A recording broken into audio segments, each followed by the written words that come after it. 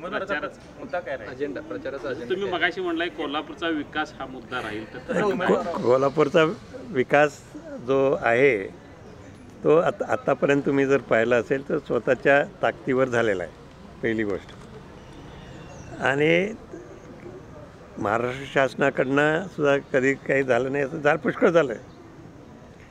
पण त्याला एक अजून एक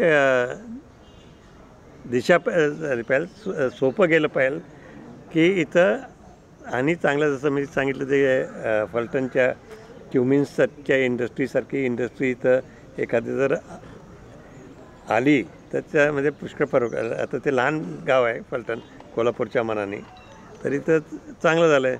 तर असं इंडस्ट्रीयल ॲक्टिव्हिटी इथं तर वाढलीच पाहिजे. त्याचबरोबर आपली शेतीसुद्धा वाढली पाहिजे. शेतीवर आपण सगळे जास्तीत जास्त अवलंबून आहोत कोल्हापूर. जरी पण आणखीन ऊसकरी शेतकरी त्यांना दर मिळाला पाहिजे. इतर यांच्यासाठी सुद्धा योग्य दर आणखीन न मागता दरवर्षी न आंदोलन करता मिळाला पाहिजे. अशा तऱ्हेने शेतकऱ्यांचेही प्रश्न महत्त्वाचे ठरतील.